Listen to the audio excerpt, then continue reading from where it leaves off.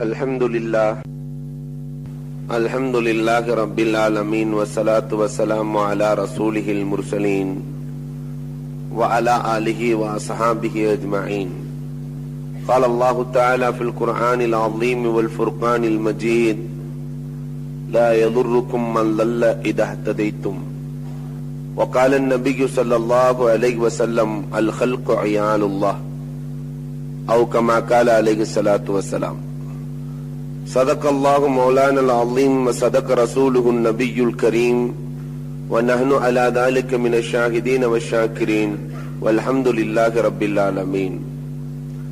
புகழ் அனைத்தும் அல்லாஹ் ஜல்ல ஷானஹு தஆலாவிற்கே உரித்தாகுக. எம்பெருமானார் ஸல்லல்லாஹு அலைஹி வஸல்லம் அவர்களின் மீதும் அவர்களை பின்பற்றிய உத்தம சத்திய சஹாபாக்கள், தாபிஈன்கள், தபஅத் தாபிஈன்கள், சுஹதாக்கள், ஸாலிஹீன்கள், நாதாக்கள், நல்லவர்கள், குறிப்பாக நம் அனைவரின் மீதும் அல்லாஹ்வின் சாந்தியும் சமாதானமும் என்றென்றும் நிலவுக. அன்புக்கும் இறைநேசத்திற்கும் உரித்தான அல்லாஹ்வின் நல்லடியார்களே, இன்றைக்கு ஒரு முக்கியமான தலையங்கத்தை கொடுக்கப்பட்டிருக்கிறது. பிறர் நலம் பேணுவோம். சமுதாயத்தில் இல்லாத ஒரு பிரச்சனை இது. எங்கு தொட்டாலும் சுயநலத்தின் வேர்கள் நான் படிந்து நிற்பதை பார்க்கிறோம். நீங்கள் எந்த துறைக்கு போனாலும் அங்கே சுயநலம் தான் காட்சி தரும். அடுத்தவர்கள் பாதிக்கப்படுவார்களே என்ற எண்ணம் சமுதாயத்திலே யாருக்கும் கிடையாது. ஒவ்வொரு துறையாக நீங்கள் தொட்டு பாருங்கள். ஆரம்பத்தில் அந்த பீடி வியாபாரம், நிறைய இஸ்லாமியர்களால் செய்யப்படுகிற வியாபாரங்களில் ஒன்று இது. என்னென்ன பீடி கம்பெனிகள் இருக்கிறதோ அத்தனையும் நம்ம இஸ்லாமியர்களால். இதனால் ஏற்படுகிற பாதிப்புகள், எத்தனை பேர்களுக்கு கேன்சரை ஏற்றுமதி செய்கிறோம் என்ற எண்ணமும் எழுச்சியும் அவர்களுக்கு வந்ததுண்டா? வியாபாரத்தின் ஆரம்பத்திலே சுருட்டை தயாரித்து விற்பனைக்கு கொண்டு வந்தார்களாம். ஒரு கதை ஒன்று எழுதுவார்கள். இதை குடித்தால், யாருமே குடிக்காமல் நன்றாக இருந்த காலத்தில் இதை குடித்தால் 3 பிரச்சனைகள் ஏற்படாது. ஒன்று, அவர்களின் வீட்டுக்கு திருடன் வரமாட்டான். மக்கள் ஆச்சரியமாக கேட்கிறார்கள். இரண்டாவது, அருகிலே நாய்கள் வராது. ஆச்சரியம், பெரும் ஆச்சரியம். முதிர்ச்சி எழாது, பெரும் ஆச்சரியம். இந்த 3ஐயும் சொல்லி விற்பனை செய்யப்படுகிறது. விட்டதற்கு பிறகு சொன்னதற்கு நேர் மாற்றமாக இருக்கிறதே என்று அவர்களிடத்திலே கேட்கும் பொழுது சொன்னார்களாம், நாங்கள் தவறாக ஒன்றும் சொல்லவில்லை. நாங்கள் என்ன சொன்னோம்? திருடன் வரமாட்டான் என்றால் கூடிய சீக்கிரத்திலே இவன் லொக்கு லொக்கு என்று இரும்பிக் கொண்டே இருப்பான். ஆள் விழித்திருக்கிறார்கள் என்று எண்ணிக்கொண்டு அந்த வீட்டுக்கு திருடர்கள் வரமாட்டார்கள். இதைத்தான் நாங்கள் சொன்னோம். நாய் வராது என்றால் அது விரைவிலே குச்சியை எடுக்கிற சூழல் வந்துவிடும். கையில குச்சி இருக்கிற பொழுது அருகிலே நாய் வருமா? அதனால் தான் நாங்கள் இப்படி கையாண்டோம். முதுமை வராது என்றால் இளமையிலேயே மூத்தாகி விடுவான் என்ற அர்த்தம்.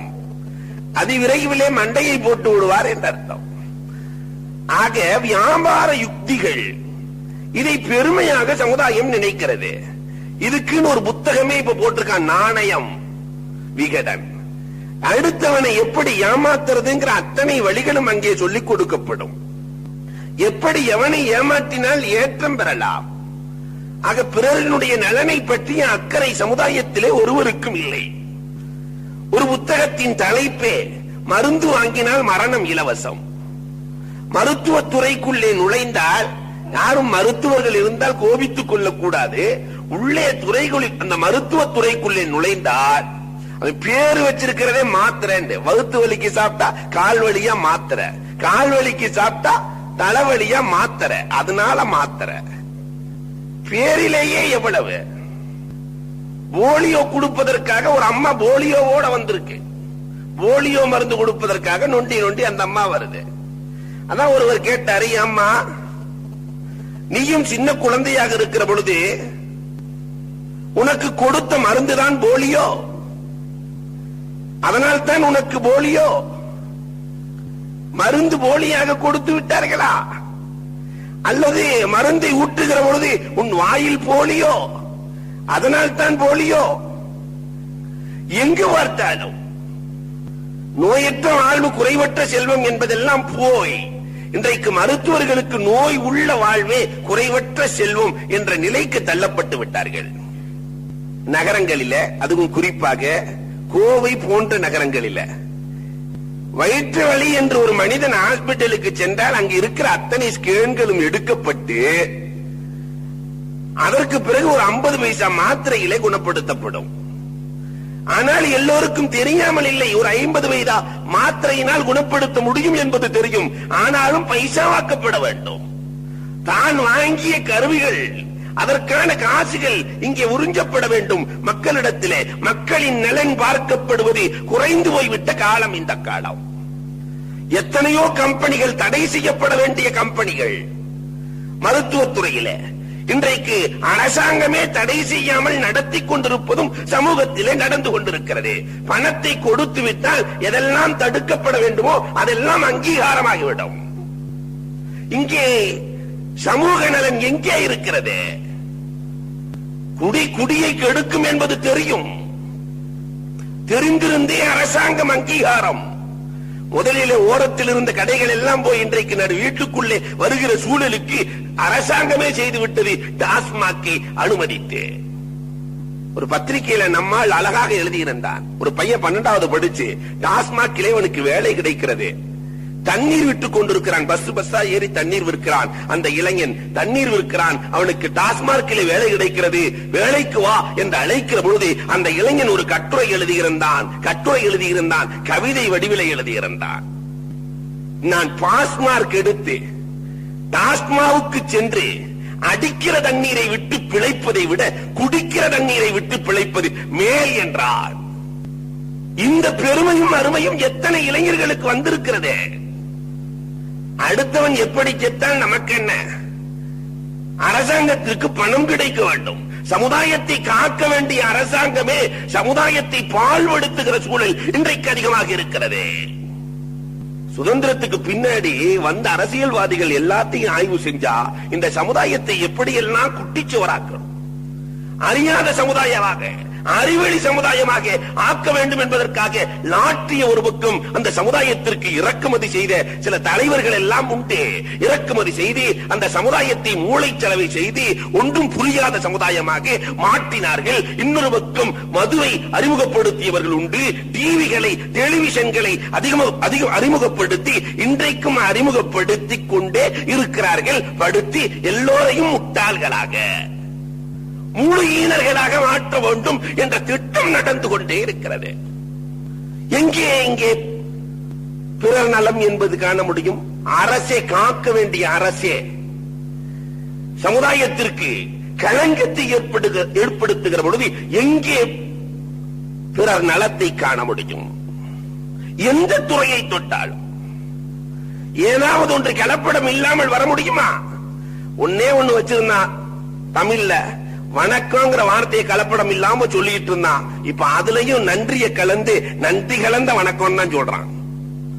வணக்கத்திலே கூட நன்றியை கலந்து, வார்த்தையிலே கூட கலப்படத்தை விடக்கூடாது என்று கலந்து வைத்திருக்கிறார். இப்படி எங்கு பார்த்தாலும் சமூகத்திலே பிரச்சனை. இதற்கு மார்க்கம் என்ன தீர்வு சொல்கிறது என்று நாம் ஆய்வு செய்தால் நபிகள் பெருமானார் ஸல்லல்லாஹு அலைஹி வஸல்லம் அவர்கள் சொல்லுவார்கள், அத்தனைக்கும் அடிப்படை காரணம் முஹப்பத், ஒருவர் இன்னொருவரின் மீது பாசம்.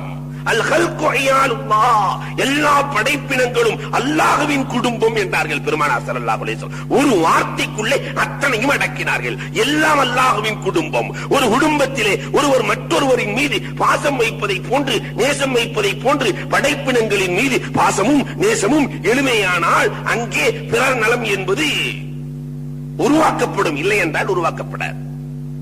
முஹப்பத் இருக்க வேண்டும். பிள்ளைகளின் மீது முஹப்பத் இருக்கிற காரணத்தினால் நாம் அர்ப்பணிக்கிறோம், அடுத்த பிள்ளைகளுக்காக வேண்டிய வாடுகிறோம். மனைவியின் மீது முஹப்பத் இருக்கிற காரணத்தினால் அவர்களுக்காக வாடுகிறோம். இதை போன்று மற்றவர்களின் மீதும் முஹப்பத் ஒருமையானால், பாசமும் நேசமும் ஒருமையானால் அங்கே பிறர் நலம் என்பது பேணப்படும், வளர்க்கப்படும்.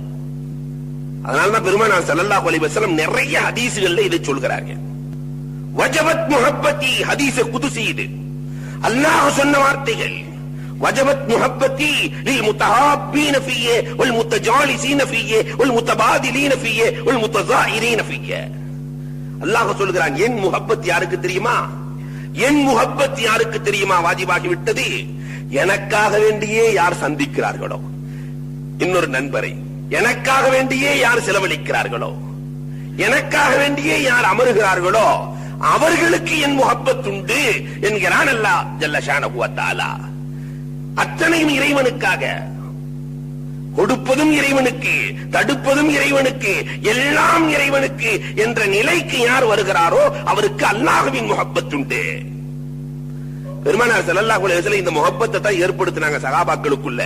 ஷஃபா ஹுஃப்ரத்தி மினன் நார், நரகத்தின் விளிம்பிலே கிடந்தவர்கள் சஹாபாக்கள். ஒரு முட்டைக்காண்டி 300 வருஷம் சண்டை போடுவான். கோழி முட்டையை உடைச்சதுக்காக, இவன் முட்டையை எடுத்து அவன் குடிச்சதுக்காக 300 ஆண்டுகள் சண்டையிட்டுக் கொண்டவர்கள் நபித்தோழர்கள். பெருமானார் வந்தார்கள், சுஹபத்தை ஏற்படுத்தினார்கள், முஹப்பத்தை ஏற்படுத்தினார்கள். உலக வரலாற்றிலே இப்படி ஒரு முஹப்பத்தை காணவே முடியாது. மதீனாவிற்கு சென்ற சமயத்திலே தான் சொத்துல பாதிய சம்பந்தம் இல்லாத இன்னொரு தோழருக்கு எழுதி கொடுப்பது யாராவது நடக்குமா? இங்க அண்ணன் தம்பி, சொந்த அண்ணன் தம்பி கொடுக்க மாட்டான். சொத்துல பாதி கொடுத்துருவானா? தன்னுடைய 2 மனைவிகளில் தனக்கு பாசமான பிரியமான மனைவியை தலாக்கு விட்டு அடுத்த தோழருக்கு மனம் முடிக்கிற சூழல். இது முஹப்பத்தின் உச்சம். நன்கு ஆய்வு செய்ய வேண்டும். ரசூலுடைய வரலாறுகள், சஹாபாக்களுடைய வரலாறுகள் எந்த அளவிற்கு பெருமானார் முஹப்பத்தை ஊட்டி இருப்பார்கள் எண்ணி பார்க்க வேண்டும். ஃபல்லஃப பைன குலூபிக்கும், அல்லாஹ் சொல்லுகிற பொழுதே அழகாக சொல்லுவான். உல்ஃபத், முஹப்பத், பிரியத்தை பெருமானார் ஊட்டினார்கள். அதனால் இணை பிரியாதவர்களாக மாறினார்கள். அந்த முஹப்பத்து இல்லாம பிறர் நலம் என்பது அர்த்தமே இல்லாமல் போய்விடும். அடுத்தவர்களின் மீது முஹப்பத் எழ வேண்டும். பெருமானார் அடுத்தும் பேசுவார்கள். யாருக்கு ஹலாவத்துல் ஈமான், ஈமானுடைய சுவை யாருக்கு தெரியும் தெரியுமா? நம்ம எல்லாம் முஃமின்கள். ஈமான் எப்படி இருக்குன்னு கேட்டா தெரியுமா? கண்ணை கட்டிட்டு ஒரு ஆளுக்கு மைசூர் பாக்க வாயில திணிச்சா அது மைசூர் பாக்குன்னு கரெக்டா சொல்லிடுவான். நம்மால கண்ணை கட்டி ஜிலேபிய திணிச்சா இது ஜிலேபி, இது மிச்சரு, இது பக்காவடை என்று எல்லாத்தையும் சொல்லுவான். ஆனால் பிறப்பிலிருந்து இறப்பு வரை முஃமின்களாக ஈமானோடு இருக்கிறோமே, ஈமானின் சுவை என்ன? அந்த ஈமானின் சுவை யாருக்கு கிடைக்கும்? பெருமானார் ஸல்லல்லாஹு அலைஹி வஸல்லம் சொல்லுகிறார்கள், ஸலாசும் மன் குன்ன வஜத பிஹின்ன ஹலாவத்துல் ஈமான். புகாரியிலே பதிவான ஹதீஸ் அத்தனையும் 3 தன்மை யார்கிட்ட இருக்குதோ ஈமானின் சுவை அவருக்கு இருக்கும் என்றார்கள் பெருமானார். அதிலே ஒன்று மா அஹப்ப அப்துன் லா யுஹிப்புஹு இல்லா லில்லாஹ். ஒருவர் அல்லாஹ்வுக்காகவே இன்னொருவரை பிரியப்பட்டால் ஈமானின் சுவையை பார்க்கலாம் என்றார்கள் பெருமானார் ஸல்லல்லாஹு அலைஹி வஸல்லம். வேற எந்த நோக்கம் இல்லை, அல்லாஹ்வுக்காக பிரியப்பட்டார் ஈமானின் சுவை தெரியும். நம்ம யாரையாவது அல்லாஹ்வுக்காக பிரியப்பட்டிருக்கிறோமா? நண்பர்கள் என்றால் அரட்டை அடிப்பதற்காக நண்பர்கள் இருப்பார்கள். இறைவனுக்காக பிரியப்பட்டு பாருங்கள், ஈமானின் சுவை தெரியும். நாஃபக ஹன்லலா என்று ஹன்லலா ரலியல்லாஹு தஆலா பெருமானாரை விட்டு வெளியேறுகிற பொழுது ஹன்லலா முனாஃபிக்காகி விட்டார், ஹன்லலா முனாஃபிக்காகி விட்டார். பெருமானார் ஸல்லல்லாஹு அலைஹி வஸல்லம் அன்னவர்களுடைய தோழர் சொல்லிக் கொண்டு செல்கிறார். அபூபக்கர் ரலியல்லாஹு போய் சொல்றாரு, நாஃபக ஹன்லலா, இந்த ஹன்லலா நான் முனாஃபிக்காகி விட்டேன் அபூபக்கர். என்ன காரணம்? அபூபக்கர் ரலியல்லாஹு கேட்கிறார்கள். சொன்னார்கள், பெருமானாரோடு இருக்கிற பொழுது ஈமானின் சுவை, ஈமானின் பிரகாசம் இருக்கிறது. பெருமானாரை விட்டு வெளியே போனா அந்த பிரகாசம் குறைஞ்சு போயிருது, நான் முனாஃபிக் தானே என்கிற பொழுது அபூபக்கர் ரலியல்லாஹு தஆலா நாஃபக அபூபக்கர், அபூபக்கருக்கும் இதே நிலைதான். அபூபக்கரும் முனாஃபிக்காகி விட்டார், அபூபக்கரும் முனாஃபிக்காகி விட்டார். பெருமானாரோடு இருக்கிற பொழுது இருக்கிற பஷாஷத், அந்த மலர்ச்சி வெளியே இல்லை. அதனால் அபூபக்கரும் முனாஃபிக்காகி விட்டார். அங்கிருந்து இன்னொருவரை சந்திக்க அவரும் சொல்லுகிறார். கடைசியில பெருமானார் இடத்திலே செல்லுகிறது. பெருமானார் ஸல்லல்லாஹு அலைஹி வஸல்லத்திலே, பெருமானாரே நான் முனாஃபிக்காகி விட்டேன், உங்களோடு இருக்கிற பொழுது ஒரு நிலை நாயகமே, போனதற்கு பிறகு ஒரு நிலை நாயகமே, எனவே நான் முனாஃபிக்காகி விட்டேன். பெருமானார் ஸல்லல்லாஹு அலைஹி வஸல்லம் சொன்னார்கள், இதுதான் ஈமானின் நிலை என்றார்கள். இதுதான் ஈமானின் நிலை. ஈமானின் சுவை அவர்களுக்கு தெரிந்தது. பெருமானாரோடு அமருகிற பொழுது ஈமானின் சுவை தெரியும். ஏனென்றால் அந்த முஹப்பத் இறைவனுக்காக உள்ள முஹப்பத், ஈமானின் சுவையை அறிந்தார்கள். இன்னைக்கு ஈமானின் சுவை தெரியுமா? யாருக்கு ஈமானின் சுவை, ஈமான் இந்த உள்ளத்துக்குள்ளே நுழைந்து விட்டதோ அதற்கு பிறகு ஈமான் வெளியேறாது. இதா தகல கல்வன் லா யஹ்ருஜு மின்ஹு அபதா. இன்பம் நிறைந்த ஈமான், இந்த ஹலாவத் சுவையோடு உள்ள ஈமான் நுழைந்து விட்டால் எல்லா சகாபாக்களுக்கும் நுழைந்தது. பிலால் ரலியல்லாஹுவுக்கு அந்த ஈமானின் சுவை நுழைந்ததால் தான் அத்தனை அடியிலையும் அவங்க ஈமான உடல. இன்னைக்கு நம்மால லேசா மிரட்டினாக்கா விட்டுருவான். அத்தனை அடியிலும் ஈமானை விடவில்லை. காரணம் சுவை தெரிந்தது. உஸ்மான் இப்னு மல்ஊன் புகைக்குண்டிலே போடப்பட்டது, ஈமானை விடவில்லை. சுவை அவர்களுக்கு தெரிந்தது. உமையா, யாசிரினுடைய குடும்பத்தார்கள், யாசிர், அம்மார் இவர்களை எல்லாம் கொல்லப்பட்டதே, அவர்கள் ஈமானை விடவில்லையே. காரணம் சுவை தெரிந்தது. ஆசிம் இப்னு சாபித் ரலியல்லாஹு தஆலா ஈமானை வளமாக தன்னுடைய உள்ளத்திலே பதித்து வைத்திருந்தார்கள். அவர் மண்ட ஓட்டை எடுத்து மது அருந்த வேண்டும் என்று சபதம் போட்டிருந்தானுங்க. ஆசிம் இப்னு சாபித் ரலியல்லாஹுடைய மண்ட ஓட்டை எடுத்து ஒரு பெண்மணி இறக்கிற தருவாயிலே ஒரு வார்த்தை தான் சொன்னார்கள், யா அல்லாஹ், என் ஈமான் உண்மையானதாக இருந்தால் என்னுடைய ஜனாசாவை, என்னுடைய எலும்பை கூட எதிரொலிக்கு நீ கொடுத்து விடக் கூடாது என்று ஒரு துஆ செய்து விட்டு வஃபாத்தானார்கள். ஆசிம் இப்னு சாபித் ரலியல்லாஹு தஆலா கடைசியில் அல்லாஹ் ஜல்ல ஷானஹு தஆலா அந்த மண்ட ஓட்டை எடுக்கலான்னு வரும்போது தேனீக்களின் கூட்டத்தை அனுப்பினார். தேனீக்கள் துரத்தி அடித்ததே. சில நாட்களுக்கு பிறகு வந்து எடுத்துக் கொள்ளலாம் என்று சென்றார்கள். சென்றதற்கு பிறகு அல்லாஹ் மழையை விட்டான், அவர்கள் இருக்கிற இடத்தை மறைத்தான்.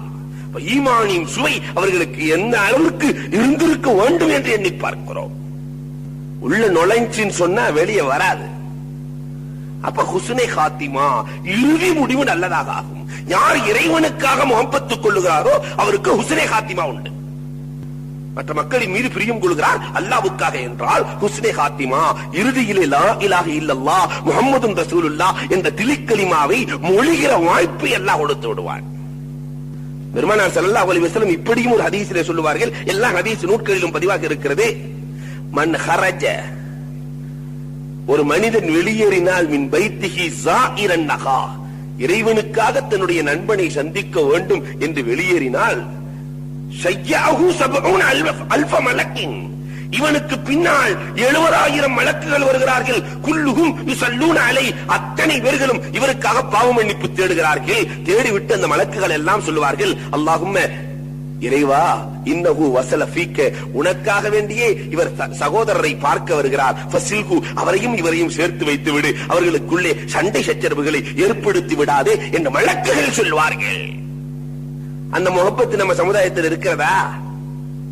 இன்னொரு ஹதீஸ்ல பெருமானார் இப்படி சொன்னாங்க, இங்க இருந்துகிட்டு ஒருத்தர் பிரியப்படணும்னு அர்த்தம் அல்ல. முஹப்பத்துக்கு இடம் பொருள் தேவையில்லை.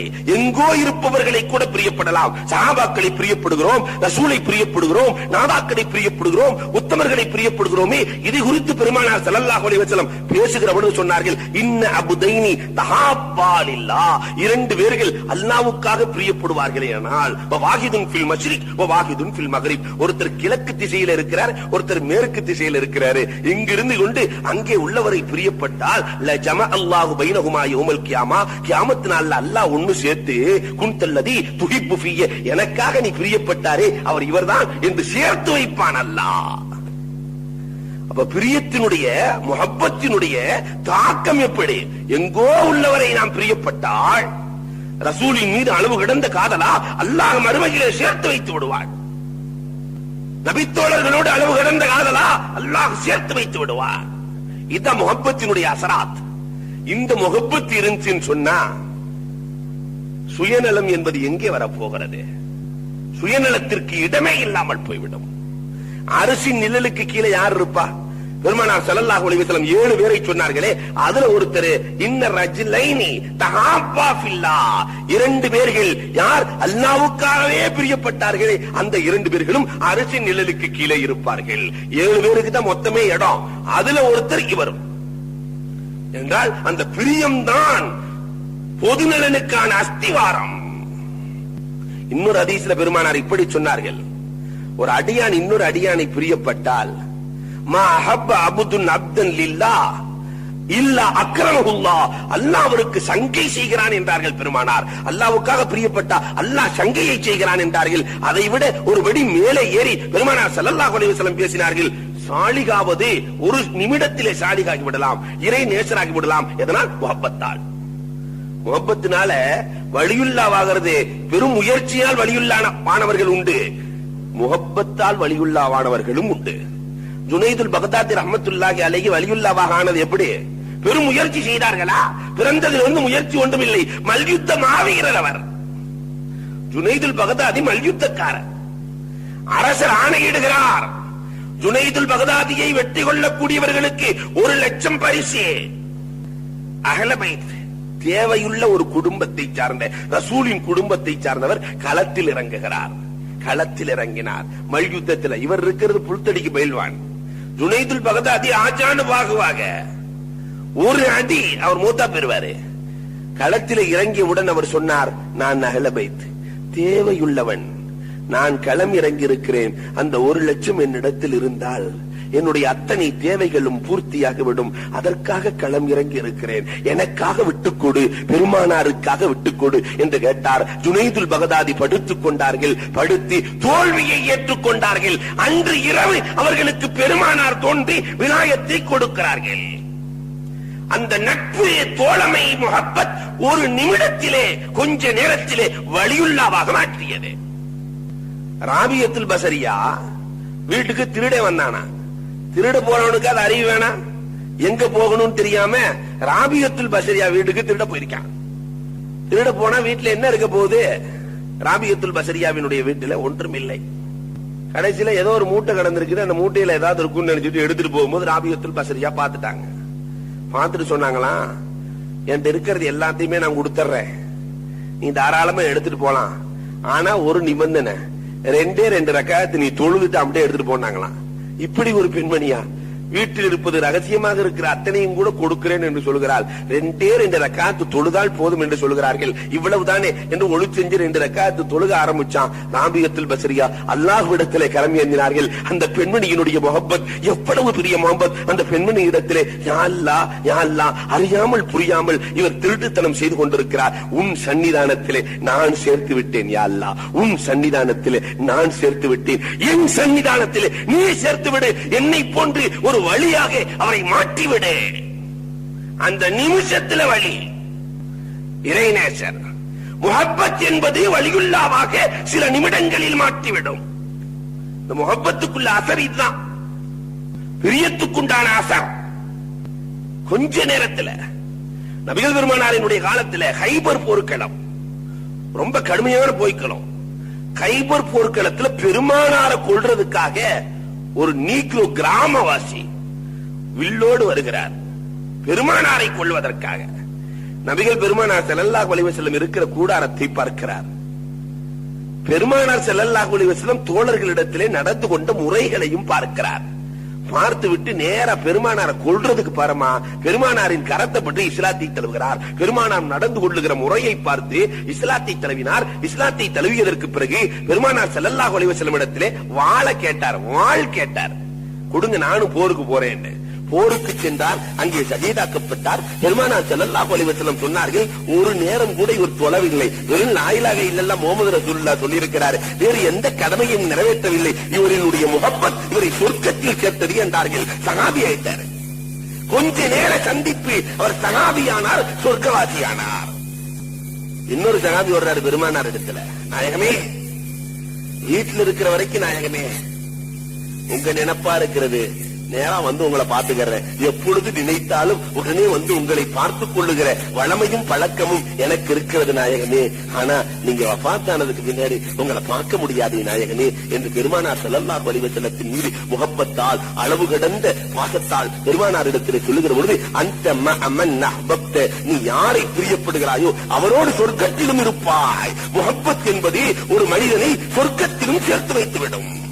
பெருமானார் இன்னொரு ஹதீஸிலே இப்படியே பேசுவார்கள், அல் முத்தஹாப்பூன ஃபியே, யார் எனக்காக பிரியப்படுகிறார்களோ, லஹும் மனாபிரும் மின் நூர், நாளைக்கு மறுமை நாளையில பிரகாசத்தினாலான மெம்பர்கள் இருக்கும். அந்த மெம்பரிலே உட்கார்ந்து இருப்பார்கள். 2 பேரும் உட்கார்ந்து பேசிட்டு இருப்பாங்களாம் மெம்பர்ல. ஏனென்றால் இறைவனுக்காக பிரியப்பட்டவர்கள். இந்த பிரியம் வராதவரை சமூக நலன் என்பது கற்பனையாகத்தான் வடிக்கப்படுமே தவிர களத்தில் உள்ள காட்சியாக இருக்காது. குறிப்பா இன்றைக்கு குடும்பங்கள்ல கூட ஒரு அளவுக்கு பிறர் நலம் பேணப்படுவதை பார்க்கிறோம், குடும்பங்களில். ஆனால் இந்த அரசியல் துறை என்று நாம் வருகிற பொழுது பிறர் நலன் என்பதற்கு அர்த்தமில்லாத சூழல் இன்றைக்கு அரசியல் அமைப்புகளில் இருப்பதை பார்க்கிறோம். அடுத்தவர்களினுடைய நலனையே கருத்திலே கொண்டு சிலர்களை நாம் தேர்வு செய்கிறோம் அரசியல்வாதிகளாக. ஒருவன் அழகாக எழுதியிருந்தான், ரொம்ப அற்புதமாக எழுதினார். எங்கள் ஊரில் ஒருவர் எம்சி ஆனார், எம்எல்ஏவானார், தேர்வு செய்து எம்எல்ஏவானார். இவருடைய முயற்சியால் எம்பியும் ஆனார், சிஎம்மும் ஆனார், பிஎம்மும் ஆனார். ஆனால் கடைசியில் மனிதராகாமலேயே மரணமானார். பதவி உயர உயர இவனுடைய சுயநலம் கூடிவிடுகிறதே தவிர பொதுநலன், மக்களுக்கு என்ன செய்ய வேண்டும் என்ற எண்ணம் போய்விடுகிறது. சஹாபாக்களுடைய காலத்தில் ஒரு அரசியல்வாதி எப்படி நடக்கணுங்கிறதுக்கு அவர்களை விட சிறந்த சான்று யாரும் இருக்க முடியாது. நீதி, அடுத்தவர்களுக்கு நீதி செலுத்த வேண்டும், பிற மக்களுக்கு நீதி கொடுக்க வேண்டும். அவன் தானே அரசியல்வாதி. ஹஜ்ஜாஜ் இப்னு யூசுப் கொடுங்கோல் அரசர். இவர் ரோட்ல போயிட்டு இருக்கும் போது மாறு வேடத்துல போய் கேட்டாராம் ஒரு ஆள்கிட்ட, யூசுப்ங்கிற ஒரு ஆள்கிட்ட கேட்டிருக்கிற, மாறு வேடத்துல போய் ஹஜ்ஜாஜுடைய ஆட்சி எப்படி இருக்குன்னு கேட்டிருக்காரு. அவனை மாதிரி மோசமானவன் எவனுமே கிடையாது. அப்படியா? உறுதியாக சொல்லுகிறாயா? உறுதியாக சொல்லாமல் என்ன? அவனை போன்று பித்தலாட்டக்காரன், அநியாயக்காரன், லாலிம், சாணி என்று வரிசையை தட்டிட்டாரு. இவர்தான் ஹஜ்ஜாஜ்னு தெரியாம உள்ள அடிக்கிறாரு. கடைசியில பேச்சுவார்த்தை முத்தி நான் யார் தெரியுமா என்று ஹஜ்ஜாஜ் கேட்க, எனக்கு தெரியாது. ஹஜ்ஜாஜ் சொல்லுவார், நான் தான் இந்த நாட்டை ஆளுகிற ஹஜ்ஜாஜ். உடனே இந்த ஆள் உஷாரா, நான் யாரு தெரியுமா? யூசுப். ஒரு நாளைக்கு எனக்கு 5 தடவை பைத்தியம் பிடிக்கும், ஒரு நாளைக்கு 5 முறை பைத்தியம் பிடிக்கும். அதனால் பைத்தியத்திலே நான் உளறிவிட்டேன். இதை பாராட்டி பரிசு கொடுத்து செல்லுவான் அந்த பைத்தியக்காரன் என்ற வரலாறு கூட உண்டு. அப்ப அநீதி என்பது சமூகத்தில் இருக்கிற வரைக்கும் பொதுநலம் என்பது நடக்காது. ஃபாரூக் ரலியல்லாஹு தஆலாவினுடைய ஆட்சி காலத்தில் எப்படி நடந்தது? அபூ மூஸா அஷ்அரி யமன் நாட்டினுடைய கவர்னர் பிரசங்கம் செய்து கொண்டிருக்கிற பொழுது அபூ மூஸா அஷ்அரி ரலியல்லாஹு தஆலா உமர் ரலியல்லாஹு தஆலாவை பாராட்டுகிறார்கள். அவரிலிருந்து ஒரு மனிதர் எழுந்து சொல்லுவார், அபூபக்கர் ரலியல்லாஹு தஆலாவை விட என்ன உமர் உயர்ந்து விட்டாரா? ஏன் அபூபக்கரை விட்டு உமரை பாராட்டுகிறாய்? சபையிலே இந்த பிரச்சனை உமர் ரலியல்லாஹுக்கு செல்கிறது. அபூ மூஸா அஷ்அரியை அழைக்கிறார்கள். ஒரு நாட்டின் தலைவர் சொன்ன வார்த்தை, உமர் ரலியல்லாஹு தஆலா சொன்ன வார்த்தை, என்னை இனிமேல் புகழாதீர்கள். காரணம், அபூபக்கர் ரலியல்லாஹுவினுடைய ஒரு பகல், ஒரு இரவினுடைய வணக்கத்திற்கு என் வணக்கம் முழுக்க சேர்த்தாலும் ஈடாகாது என்றார்கள். யாரு சொன்ன வார்த்தை? அபூபக்கரினுடைய வணக்கம். அதுல எல்லா வணக்கமும் அல்ல, ஒரு பகல் ஒரு இரவு, பெருமானாரை உண்மைப்படுத்திய பகல். நாராஜுக்கு போயிட்டு வந்தேன்னு சொல்லும் போது எல்லாம் திகழ்ச்சி போய் நிக்கிறாங்க. ஆனால் அபூபக்கர் ரலியல்லாஹு மட்டும் பெருமானார் சொன்னால் உண்மை. சவுரு குகையிலே பெருமானாரோடு ஹிஜ்ரத்தின் வேளையிலே தங்கிய இரவு, உலகத்தையே பெருமானாரிடத்திலே அடைக்கலமாக அமானிதமாக அல்லாஹ் கொடுத்த அல்லாஹ் பெருமானாரை அபூபக்கரிடத்திலே அடைக்கலமாக கொடுக்கிறான் சவுரு குகையிலே. அந்த ஒரு இரவு பெருமானாரை பாதுகாத்தார்களே, தன்னுடைய உயிர் போனாலும் பரவாயில்லை என்று பாம்பு கடியையும் தாங்கி பெருமானாரை காத்தார்களே, அந்த ஒரு இரவுக்கும் ஒரு பகலுக்கும் என் வணக்கம், என்னுடைய வாழ்நாள் முழுக்க செய்த நன்மைகளை சேர்த்தால் ஈடாகாது. இனிமேல் மெம்பரில் என்னை புகழாத அபூபக்கரை புகழ்ந்து கொள் என்றார்கள் அபூ மூஸா அஷ்அரி ரலியல்லாஹு தஆலா அவர்களுக்கு. இவர்களின் நீதம் எங்கே? இன்னைக்கு இருக்கிற ஆட்கள் தன்னையத்தான் புகழணும். காசு கொடுத்தாவது போட வைக்கலாம், கூட்டத்தை கூட்டிடலாம், காசை கொடுத்தாவது கூட்டம். இதனால் என்ன சாதிக்க முடியும்? சமூகத்தில் நலன் பிறக்குமா? அம்ர் இப்னு ஆஸ் ரலியல்லாஹு தஆலாவினுடைய மகனார். பொதுவாகவே ஒரு துறையிலே, ஆட்சித்துறையில் இருப்பவர்களுக்கு அந்த மகன்களுக்குன்னு கொஞ்சம் ஒரு தனிப்பட்ட ஒரு போதை இருக்கும். பெற்றோர்களுக்கு ஆட்சி போதை என்று சொன்னால் இவர்களுக்கு வேறு ஒரு விதமான போதை இருக்கும். இதை போல அம்ர் இப்னு ஆஸ் ரலியல்லாஹுவினுடைய மகனார் தன்னுடைய தந்தை கவர்னராக இருக்கிறார் என்ற அந்த மமதையிலே ஒரு ராணுவ வீரரை அடித்து மொட்டையடித்து அடித்து விடுகிறார். மொட்டையும் அடிச்சிடுறார். மொட்டை அடிச்ச உடனே அவர் என்ன செஞ்சார்? அந்த ராணுவ வீரர் முடியெல்லாம் எடுத்து கட்டிக்கிட்டு நேரா மதீனாவுக்கு உமர் ரலியல்லாஹு போய் முடிய தூக்கி போட்டாரு. அம்ர் இப்னு ஆஸினுடைய மகனார் என்னை மொட்டையடித்து என்னை அடித்திருக்கிறார் என்று சொல்லுகிற பொழுது உமர் ரலியல்லாஹு தஆலா மகனை மட்டும் அழைக்கவில்லை, அம்ர் இப்னு ஆஸ் ரலியல்லாஹுவையும் சேர்த்து அழைக்கிறார்கள். நீ கவர்னராக இருக்கிறாய் என்ற காரணத்தினால் தானே, அந்த போதையில் தானே உன் மகன் அடித்திருக்கிறார் என்று மகனை அடிப்பதை விட கடுமையான வார்த்தைகளால் அம்ர் இப்னு ஆஸை உமர் ரலியல்லாஹு தஆலா சாடுகிறார்கள். சாடிவிட்டு சொன்னார்கள், அந்த ராணுவ வீரரிடத்தில் உன்னை எப்படி அடித்தாரோ அதை போன்று நீ அடி. ராணுவ வீரர் கடைசியில அம்ர் இப்னு ஆஸ் ரலியல்லாஹு தஆலாவினுடைய மகனார மொட்டை அடித்து கன்னத்தில் அறைந்ததற்கு பிறகு உமர் ரலியல்லாஹு கண்டித்து அனுப்பினார்கள். இதுவல்லவா நீதான். இன்னைக்கு அது நடக்குமா? இன்னைக்கு அரசியல் தலைவர்களுடைய மகன் என்ன சொல்றானோ அதுதான் நாட்டின் சட்டம். என்னென்னமோ வசன வார்த்தைகள் வேறு நிறைய. நான் யாரையும் குறிப்பிட்டுக் கொள்ளவில்லை, யார் வந்தாலும் இந்த பிரச்சனை தான். இதை வம்சாவளி அரசியலாக மாற்றப்படுகிறது. அவன் போனவொன்னு மகன் வந்துடுறான் அநியாயம் செய்யறதுக்கு, அவன் போனவொன்னு அவன் மகன் வந்துடுறான் அநியாயம் செய்யறதுக்கு. ஆக சமூகத்திற்கு எந்த நலனும் இல்லை. நீதம் என்பது களவாடப்பட்டு விட்டது. அல்லாமா சாதி ரஹ்மத்துல்லாஹி அலைஹி ரொம்ப அறிவாளி. சாதி என்னைக்கு பேசினாலும் அறிவாத்தான் இருக்கும். இந்த சாதி இடத்துல ஒரு அரசர் கூப்பிட்டு ஆலோசனை கேட்டானா, சாதி இடத்துல எந்த நேரம் நமக்கு நல்ல நேரம்னு கேட்டிருக்கிறார். சாதி ரஹ்மத்துல்லாஹி அலைஹி சொல்லியிருக்காங்க, நீங்க தூங்குற நேரம் தான் நல்ல நேரம். ஏன்? அந்த நேரத்திலாவது மக்கள் நிம்மதியாக இருக்கிறார்கள். நீங்க தூங்குற நேரம் தான் நல்ல நேரம், அதனால முடிஞ்ச அளவுக்கு அதிகமா தூங்கிக்குங்க. இதற்காக அரசர் சாதியை பிடித்து சிறையில் அடைத்தார் என்ற வரலாறும் உண்டு. இன்றைக்கு நிறைய நடப்பது இதுதான். ஒரு அரசியல் தலைவர் எப்படி இருக்க வேண்டும்? கோரிக்கைகளை அலட்சியப்படுத்தக்கூடாது. பிறர் நலனிலே அக்கறை கொள்ளுகிற அரசியல்வாதிகள் அவர்கள் கொடுக்கிற கோரிக்கைகளை அலட்சியப்படுத்தக்கூடாது. இன்றைக்கு எத்தனை கோரிக்கைகள் குப்பையில கிடக்கிறது. மக்கள் இவரை நம்பி ஓட்டுகளை போட்டு ஓட்டு சாவடி, அதனாலதான் இவனை சாவடி தர்றான், பேரை வச்சிருக்கிறான் ஓட்டு சாவடி. எவ்வளவு அழகா பேர் வைக்கிறான். அதோடு முடிச்சு பிறர் நலனில் அக்கறை வேண்டும். முறை ஃபாரூக் ரலியல்லாஹு தஆலா ஒரு செய்தி கிடைக்கிறது, அபூ மூஸா அஷ்அரி ரலியல்லாஹு தஆலா வீட்டு கதவை பெருசா வச்சிருக்கிறாரு. வீட்டு கதவை பெருசா அவர் இஷ்டத்துக்கு வச்சுட்டு போறாரு. ஆனா உமர் ரலியல்லாஹு தஆலாவுக்கு வீட்டு கதவை பெரிதாக வைத்திருக்கிறாரா? மக்கள் கொண்டு வருகிற கோரிக்கையை கேட்காமல் கதவை அடைத்துக் கொண்டிருக்கிறாரா? கதவை எடுத்துட்டு வாங்கன்னு சொல்லி ஆள் அனுப்பிட்டாங்க. அவருக்கு தெரியாமலே அபூ மூஸா அஷ்அரிக்கு தெரியாம வீட்டு கதவை இடிக்கப்படுகிறது. கதவை மட்டும் தூக்கி வந்து உமர் ரலியல்லாஹு போட்டாங்க. வந்து கேட்கிறார், என்ன திடீர்னு வந்தாங்க, கதவை இடிச்சாங்க, கொண்டு போயிட்டாங்களே, என்ன காரணம் என்று கேட்கிற பொழுது, நீங்கள் பெரிய கதவு வைத்திருப்பதாக கேள்விப்பட்டேன். மக்களினுடைய கோரிக்கைகளை கேட்காமல் அடைத்துக் கொண்டிருக்கிற கதவு என் ஆட்சியிலே தேவையில்லை என்றார்கள்.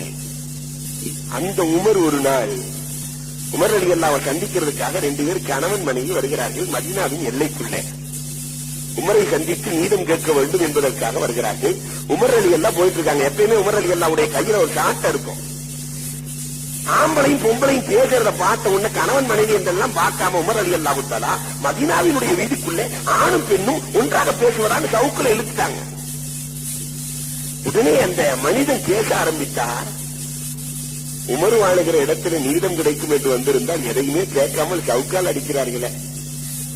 உமர் ஆட்சியிலே, அதுக்கு மதீனாவிலே இப்படி நடக்கிறதே, அவர் எங்கே நீதம் செலுத்த போகிறார் என்று சொல்லுகிற பொழுது உமர் ரலியல்லாஹு அழுது விட்டார்கள். உமர் ரலியல்லாஹு அழுது விட்டு கேட்டார்கள், நான் தவறு செய்து விட்டேன் அம்மா, எதையுமே கேட்காமல் நான் அடித்து விட்டேன். அந்த உமர் நான் தான், பாவம் செய்த உமர் நான் தான், என்ன காரணம் என்று. அதற்கு பிறகு உமர் ரலியல்லாஹு தஆலா அன்ஹு அவர்களிடத்திலே உள்ள குறைகளை தீர்த்து வைத்தார்கள் என்ற வரலாறுகளை பார்க்கிறோம். அதற்கு பிறகு எப்பொழுதுமே உமர் சொல்லிக் கொண்டிருப்பார்களாம், எப்பொழுதுமே நான் அநியாயமாக ஒரு பெண்ணை அடித்து விட்டேனே, நான் அநியாயமாக ஒரு பெண்ணை அடித்து விட்டேனே, என்னை இறைவன் மன்னிப்பானா, என்னை இறைவன் மன்னிப்பானா என்று அழுது கொண்டே இருப்பார்களா. ஆனா அந்த நிலைமையில இன்னைக்கு எங்க இருக்கிறது? ஒரு அரசியல் தலைவனாக பல பேர்த்த காலி பண்ணணும், அடித்ததற்கு அழுதார்கள் உமர். ஆனா இன்னைக்கு பெருமானார் ஸல்லல்லாஹு அலைஹி வஸல்லம் கடைசி காலத்தினுடைய அடையாளத்தை சொல்லும் போது உக்ரிமர் ரஜுலு மகாபத்த சர்விகி, ஒரு மனிதனுக்கு கண்ணியம் செலுத்தப்படும் அவனுடைய தீமையை பயந்து. கண்ணியம் செலுத்தலன்னா கொண்டு விடுவான், தீமையை பயந்து அவனுக்கு கண்ணியம் செலுத்தப்படும். அடுத்து சொன்னாங்க பெருமானார் ஸல்லல்லாஹு அலைஹி வஸல்லம், கான ஸஈமுல் கௌமி அர்தலகும், ஒரு நாட்டின் தலைவன் அறுதலாக இருப்பான். அறுதலுங்கிற வார்த்தையை விட அரபியில மோசமான வார்த்தை எதுவுமே கிடையாது. எல்லா பாவத்தையும் மொத்தமா செய்யறான்ல ஹோல்சலா, அந்த ஆளுக்கு பேருதான் வினா பணா தண்ணி இன்னி எல்லாம் மொத்த பாவத்தையும் எவன் செய்கிறானோ அவனுக்கு பேர் அறுதல். கூட்டத்தின் தலைவன், சமூகத்தின் தலைவன் அறுதலாக இருப்பான். இது கியாமத்தின் அடையாளம் என்றார்கள் பெருமானார். இன்றைக்கு அது நடக்கிறது. அப்படி இல்லைன்னா சமுதாயத்தின் தலைவன் இல்லை. பிறர் நலன் பேணும் அக்கறை கொண்ட சமூக தலைவர்கள் எப்படி வாழ்ந்தார்கள்? இஸ்லாமிய வரலாறுகளை புரட்டுங்கள். தன் தேவைகளை குறைத்தார்கள், சமூகத்திற்கு பயன் கொடுத்தார்கள், தன் தேவைகளை குறைத்தார்கள். இன்னைக்கு அப்படியே நேர் மாற்றமா தன் தேவைகளை கூட்டினார்கள், சமுதாயத்தை மறந்தார்கள். நேர் மாற்றமாக நடக்கிறது. அபூபக்கர் ரலியல்லாஹு தஆலாவுடைய காலத்துல கொஞ்சம் காசு எடுப்பாங்க. அபூபக்கர் ரலியல்லாஹு பைத்துல் மால்ல இருந்து, அந்த காசுல இருந்து அந்த அம்மா அபூபக்கர் ரலியல்லாஹுடைய மனைவி சேர்த்து சேர்த்து சேர்த்து வச்சு அதுல ஒரு நாள் பாயாசம் காட்டி சந்தோஷமா கணவனுக்கு கொடுத்த உடனே, என்ன எல்லாத்துக்கும் எப்படி கொடுக்கிற உணவை விட கொஞ்சம் கூடுதலா இருக்குது, இந்த பாயாசம் எப்படி வந்துன்னு கேட்டாங்களாம். உங்கள்ட்ட இருந்து சிங்கம் பிடிச்சி காசை கொஞ்சம் கொஞ்சமா எடுத்து நான் உங்களுக்காக பாயாசம் தந்தேன் என்று சந்தோஷமாக சொல்லுகிற பொழுது அபூபக்கர் ரலியல்லாஹு தஆலா அடுத்து இந்த சம்பளத்திலேயே கொஞ்சம் குறைவாக எடுத்தாலே குடும்பத்தை ஓட்ட முடியும் என்று நினைத்து 100 ரூபாய் வாங்கின அபூபக்கர் ரலியல்லாஹு உதாரணத்திற்கு 75 முடிச்சுக்கிட்டாங்க. இனிமேல் எனக்கு சம்பளம் 25 தேவையில்லை, ஏனென்றால் என் மனைவி சிங்கம் பிடித்திருக்கிறார்கள், இது எனக்கு தேவையில்லை. எந்த ஆட்சி தலைவர்களின் வாழ்க்கை என்று, நம் தலைவர்களின் வாழ்க்கை என்று கோடி கோடியா தொன்ன வந்துகிட்டே இருக்கு. நாட்டினுடைய கடமை இவர்களை மட்டும் ஆய்வு செஞ்சா எடுத்து முடிச்சிடலாம். இந்தியா கடலுள்ள நாடல்ல, வல்லரசு நாடாக மாறிவிடும். எத்தனை கோடிகள் கோழிக்கு கொடுக்கிற மரியாதை கோழிக்கு அவங்க இந்த கோழி துணிக்கிற வழி இல்லாமல் மக்கள் வாழுகிறார்கள். ஆனால் இவர்கள் கோடியிலேயே புரளுகிறார்கள். அந்த உமர் ரலியல்லாஹு தஆலாவினுடைய ஆட்சியில் எப்படி நடந்தார்கள்? ஹஸ்ஸான் ரலியல்லாஹு தஆலா உமர் ரலியல்லாஹு போய் கேட்கிறாங்க, எங்க இப்படியே கஷ்டப்பட்டுக்கிட்டு இருக்கிறீங்களே உமரே, ஒட்டு போட்டு ஆட. உமர் ரலியல்லாஹு மகனுக்கு டவுசர்லாம் கிழிஞ்சிருக்குமா, நாட்டு கவர்னருடைய மகனுக்கு டவுசர் கிழிஞ்சிருக்கும், ஆடைகள் எல்லாம் கிழிஞ்சிருக்கும். எல்லோரும் சொல்லுவார்கள், இப்படி கலீஃபாவின் மகனே அணிந்து கொண்டிருந்தால் இது சரிதானா என்று. ஹஸ்ஸான் ரலியல்லாஹு மகள் கேட்கிறார்கள், எங்க நாட்டின் தலைவராக இருக்கிறீர்கள், நீங்க உங்க சம்பளத்தை கொஞ்சம் கூட்டிக்க கூடாதா என்று கேட்கிற பொழுது உமர் ரலியல்லாஹு அழுது கொள்கிறார்கள். பெருமானார் ஸல்லல்லாஹு அலைஹி வஸல்லத்தை, ஹஸ்ஸா உனக்கு தெரியாதா, இதே வீட்டிலே நான் பார்த்திருக்கிறேன், இதே வீட்டிலே பெருமானார் நினைத்தால் எப்படி வேண்டாலும் வாழ்ந்திருக்கலாம் பெருமானார். ஆனால் அவர்கள் ஒரு கட்டிலினை படுத்து அந்த கட்டிலின் தழும்புகள் முதுகலை தெரிவதை நான் பார்த்திருக்கிறேன். பூமான் நபிகள் கோமான் ஸல்லல்லாஹு அலைஹி வஸல்லம் அன்னவர்களுக்கே தழும்பு இட்டிருக்கிறது அவர்களின் வறுமை என்று சொன்னார். இந்த உமருக்கு அப்படி ஒரு தழும்பு இல்லையே, பெருமானாரை போன்று என்னால் வாழ முடியவில்லையே, பெருமானாரோடு வசதியாகத்தானே நான் வாழ்ந்து கொண்டிருக்கிறேன், எனக்கு இடத்தம் அதிக சம்பளம் என்று கேட்டார்கள். உமர் ரலியல்லாஹு தஆலா இந்த நிலை ஆட்சியாளருக்கு வந்தால் இந்தியாவில் ஒருத்தர் கூட வேலை இருக்க மாட்டார். அடுத்தவர்களின் தேவை சர்பத்து கொண்டு வந்து உமர் ரலியல்லாஹுவுக்கு கொடுக்கப்பட்டதாம். நோன்பு காலத்தில் கடுமையான வெயில் சர்பத்து கொண்டு வந்து கொடுக்கப்படுகிற பொழுது உமர் ரலியல்லாஹு தஆலா சொன்னார்களாம், எல்லா மக்களுக்கும் என் குடிமக்கள் அத்தனை பேர்களுக்கும் சர்பத்து கொடுக்கிற சூழல் வரட்டும், எல்லோரும் சர்பத் கொடுக்கிற நிலைமைக்கு வரட்டும், நான் குடிக்கிறேன் என்றார்களாம் உமர் ரலியல்லாஹு தஆலா. ஒருவர் ஏழையாக இருக்கிற பொழுது அவரை விட உயர்ந்தவராக நான் இருக்க விரும்பவில்லை என்று நினைத்தவர்கள் உமர் ரலியல்லாஹு தஆலா. அடிமட்டமாக என்னுடைய கோபுகளிலே நான் தான் இருக்க வேண்டும் என்று நினைத்தவர்கள் உமர் ரலியல்லாஹு தஆலா. ஆனால் இன்றைக்கு ஆட்சி கட்டில் இருப்பவர்கள் இந்த நினைப்பு என்றைக்காக வந்திருக்கிறதா? எழுத்து வடிவத்திற்கு பேச்சு வடிவத்தில் வேண்டுமானால் இருக்கலாம் என்று கிடையாது. அந்த உமரினுடைய நீதம் வந்தால் தான் சமூகத்தில் பொது நலன் என்பது நடக்கும். அதனால் ஆட்சியாளர்கள் சட்டத்திற்கு முன்னால் எல்லோரும் சமம் என்ற நிலையில் வர வேண்டும். வந்தால் தான் பொது நலன். இவங்களுக்கும் தனி சட்டமே இருக்கிறது. கோர்ட்டு என்ன உத்தரவு கொடுத்தாலும் மதிக்கிறதில்லை இன்னைக்கு சமூகத்தில். கோர்ட்டு வாட்டு கொடுத்துட்டு போகுது. கோர்ட்டு நாம் சொல்வதை கேட்பதா, நாம் கோர்ட்டு சொல்வதை கேட்பதா என்ற நிலையில் நீதி தேவனுக்கு கண்ணை கட்டிவிட்டாங்க. நீதி தேவனுக்கு சொல்ற காரணம் ஒன்று, ஆனால் நாம் சொல்லுகிற காரணம் ஒன்று, மாற்றக்கூடாது என்பதற்காக வேண்டியது கட்டப்பட்டு விட்டது. நீதி வழங்கி கொடுக்கிறது. நிலம் என்பது முடியும்.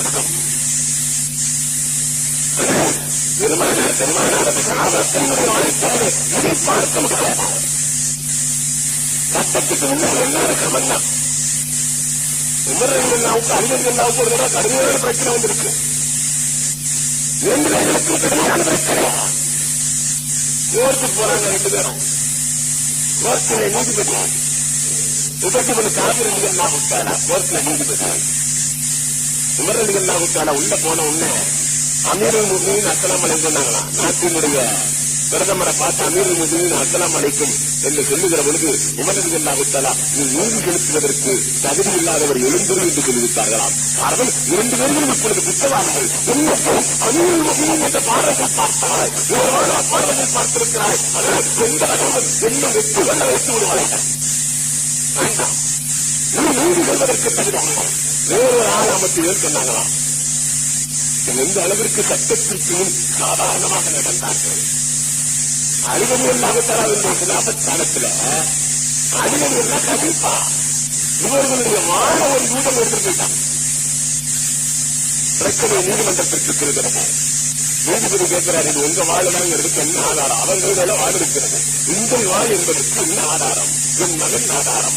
அப்பனுக்காக தந்தைக்காக மகனின் காட்டம் ஏற்றுக் கொள்ளப்படாது. என்ன ஆதாரம்? என் அடிமை ஆதாரம். எஜமானனுக்காக அடிமையின் காட்டம் ஏற்றுக் கொள்ளப்படாது. இது பெருமானாரினுடைய அறிக்கை. வேறு என்ன ஆதாரம்? வேறு ஆதாரம் இல்லை. கடைசியில் நீதிபதி அந்த வாழ் ஈதனுக்கு என்று தீர்ப்பளிக்கிறார். ஈதனே தன் கலந்து வந்து கொடுக்கிறார். இவ்வளவு நீதமா இஸ்லாத்திலே? இவ்வளவு நீதமா? கலீஃபாவே வந்து நின்றால் கூட இங்கு கேட்கப்படுகிற கேள்வி சரியான கேள்விகளாக இருக்கிறது. கலீஃபாவுக்காக நீதிபதிகள் காய்ந்து பேசுவதில்லை என்று கொடுத்துவிட்டு தன் தவறை ஒப்புக்கொண்ட வரலாறுகள் உண்டு. பெரிய பெரிய காலேஜுகள்ல அரசியல்வாதிகளுக்காக சட்டங்களையே திருத்தி அமைக்கப்பட்டிருக்கிறது. தமிழ்நாட்டினுடைய பெரும் பெரும் காலேஜுகள், கல்லூரிகளில் நாம் எல்லாம் பார்வையிலே பட்டது, கேள்விப்பட்டவைகள். ஒரு ஆட்சித் தலைவர் எப்படி இருக்க வேண்டும்? மதகுக்கு புகழுக்கு அடிமையாக கூட, புகழுக்கு அடிமையாகாதவன் தான் பிறர்களுக்கு நலன் செய்ய முடியும். ஆனா இன்னைக்கு அதெல்லாம் இல்லை. தலைவா நல்ல பெருசா எழுதிடுறான். என்ன தலைவான்னு தெரியல. தலைவா உயிர் உனக்கு, உடல் மண்ணுக்கு, அல்லா வாக்கிட்டான். எவ்வளவு கேவலமான சூழல் சமூகத்தில். இதெல்லாம் கொடுத்து மதகு பண்ணி புகழ்ந்து இவன் சமூகத்தை விட்டு விடுகிறான். 5 வருஷத்துக்கு ஒரு தடவை வரும்போது வர்றதுதானே தவிர அதற்கு பிறகு அந்த துறையை எட்டி பார்ப்பதில்லை. நிறைய அவனுடைய வீட்டுக்கு கொட்டிக் கொள்கிறான். இதுதான் சமூகத்தில் நடக்கிறது. ஹாரூன் ரஷீத் புதையில் விழுத்தியால் ஹாரூன் ரஷீதுடைய அமைச்சர், புதையில் அழியார் ஹாரூன் ரஷீதுடைய அமைச்சர் இரவு நேரத்தில் ஹாரூன் ரஷீத் போய் கதவை தட்டுறாரு. ஒரு பிரச்சனைக்காக வேண்டி கதவை தட்டுகிற பொழுது இரவு நேரத்தில் யார் கதவை தட்டுவது என்று கேட்கிறார்கள். நான் தான் அரசர் வந்திருக்கிறேன் ஹாரூன் ரஷீத் என்கிற பொழுது அரசாவது 2000வது கதவெல்லாம் திறக்க முடியாது. நாளை நேரத்தில் நான் பணி, இரவு நேரத்தில் அரசர் வந்தால் கதவு திறக்கப்படாது. ஒரு அமைச்சர் சொல்லுகிறார்.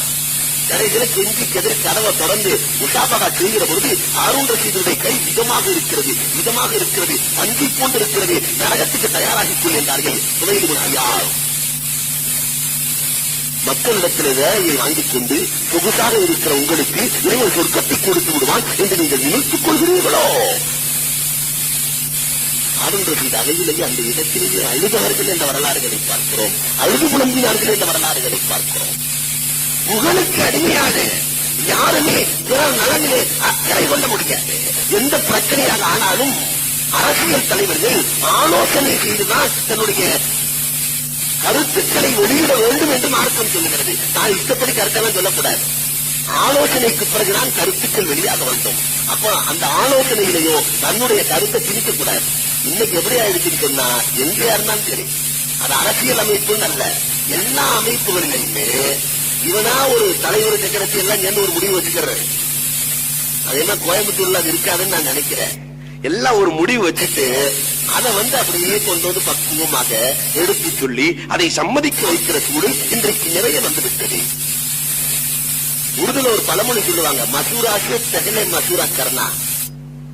மசூராவுக்கு முன்னாடி மசூரா சேருது. ஒரு பொதுக்கூட்டம் இருக்கிறது என்றால் அந்த மசூரா நடக்கிறது என்று சொன்னால் மசூராக்கு தகலை மசூரா கர்ணா சியாசத்துல அது அரசியல். அப்ப மசூராவுக்கு முன்னாடியே மசூரா செய்யறதுங்கிறத அரசியலாக்கி விட்டான். மசூரா கே பாத் மசூரா கர்னா ஒரு சராரத் है. அது கெட்டவர்களின் அடையாளம். மசூரா செஞ்சு முடிவாகிவிட்டால் ஒரு பிரச்சனை, அதற்கு பிறகு மசூரா செய்தால் அது சராரத். ஆனா இன்னைக்கு சமூகத்தின் சூழல் எப்படி இருக்கிறது? அரசியல்வாதிகள் தாங்கள் நினைத்த கருத்துக்களை சமூகத்திற்கு எடுத்து வைப்பார்கள். ஆனால் பெருமானாரோ தோழர்களுடைய வரலாறுகளை பார்க்கிறோ, மசூரா இல்லாமல் நாயகம் எந்த காரியத்தையும் செய்யவில்லை. உலகத்தெங்கள் பெருமானார்ட்டே கேட்பாங்களாம், நாயகமே நீங்க சொன்ன போதாதா, நாயகமே வகை இறங்கக்கூடியவர்கள் நாயகமே நீங்கள் சொன்ன போதாதா என்று கேட்கிற பொழுது இல்லை மசூரா செய்ய வேண்டும், இறைவன் எனக்கு உத்தரவிட்டிருக்கிறார் என்று பெருமானார் ஸல்லல்லாஹு அலைஹி வஸல்லம் சொல்லிவிட்டு நல்ல கருத்துக்களை அவர்கள் எடுத்துச் சொல்லுவார்கள் என்ற வரலாறுகளை பார்க்கிறோம். அதே மாதிரி பிறர் நலம் பேணக்கூடியவர்கள்ட்ட பெருமை இருக்கக்கூடாது, அஜி இருக்க வேண்டும், பெருமை இருக்கக்கூடாது. எவரிடத்திலே பெருமையும் எவரிடத்திலே தற்பெருமையும் துணிவும் எதையும் நம்ம சாதிச்சுக்கலாம் என்ற தற்பெருமை எவரிடத்தில் இருக்கிறதோ அவரிடத்திலிருந்து பிறர் நலனை எதிர்பார்க்க முடியாது. அவர் கோபக்காரராக இருப்பார், பிற நலனை எதிர்பார்க்க முடியாது என்றார்கள் நபிகள் கோமான் பெருமானார் ஸல்லல்லாஹு அலைஹி வஸல்லம். அதுவும் இன்றைக்கு சமுதாயத்திலே நடப்பதை பார்க்கிறோம். அல்லாஹ் ஜல்ல ஷானஹு குர்ஆன்ல ஒரு 10 வசனத்தை அல்லாஹ் சொல்லுவான். அந்த 10 வசனத்தில் அதிகமான வசனம் அல்லாஹ் தஆலா பொது நலனை பற்றியே பேசுகிறான். அதுல 5 வசனம் முடிச்சவன் அல்லாஹ் சொல்லுவான், தாலிக வஸ்ஸாக்கும் பிஹி லஅல்லக்கும் தஅகிலூன்.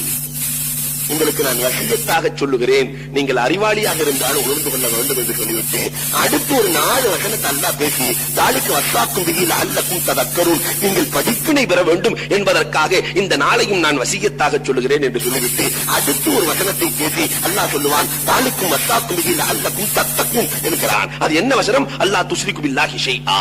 முதலாவதாக அல்லாஹ்வுக்கு இணை வைத்து விடாதீர்கள். அல்லாஹ் சொல்லுகிறான், இறைவனுக்கு இணை வைத்து விடாதீர்கள். சொன்ன அல்லாஹ் ஜல்ல ஷானஹு தஆலா வபில் வாலிதைன் இஹ்சானா, பெற்றோருக்கு உபகாரியாக இருங்கள். பிறர் நலன் பேணக்கூடியவர்கள் முதலிலே பெற்றோரை பேண வேண்டும்.